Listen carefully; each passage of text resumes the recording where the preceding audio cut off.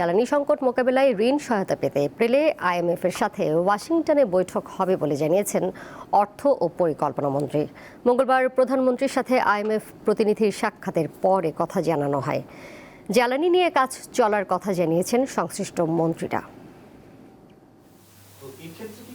ঈদের আমেজ কাটিয়ে প্রথম কার্যদিবসে সকাল ৯টায় মন্ত্রিপরিষদ বিভাগে প্রবেশ করেন প্রধানমন্ত্রী তারেক রহমান। কয়েকটি গুরুত্বপূর্ণ বৈঠক সহ অন্তত ৬টি কর্মসূচিতে অংশ নেন তিনি।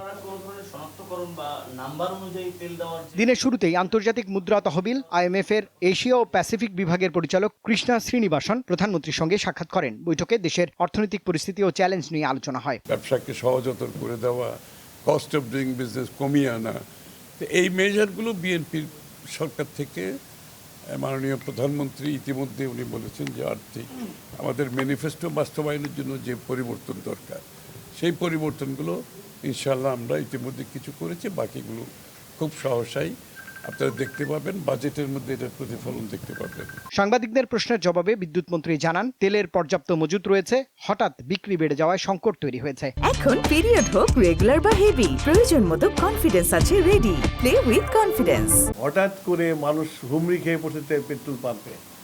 আমরা তো একটা প্রসেসের পেট্রোল পাম্প চলে, আমরা যেভাবে তেল দেশে বাড়িতে দেয় সেই নিয়মের এখন ভেঙে পড়ছে সেই নিয়মটা, যে এত ভিড়, এত তেল পেট্রোল পাম্পে যা দেওয়া হয় প্রতিদিন সেটা সবসময় যা দেওয়া সেটাই থাকে, কিন্তু গ্রাহক তার বেড়ে গেছে।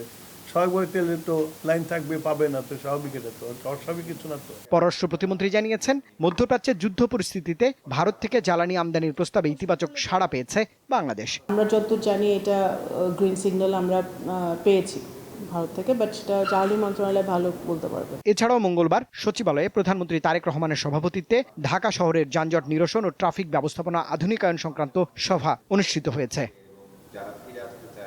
রুবায়েত হাসান, দীপ্ত সংবাদ, ঢাকা।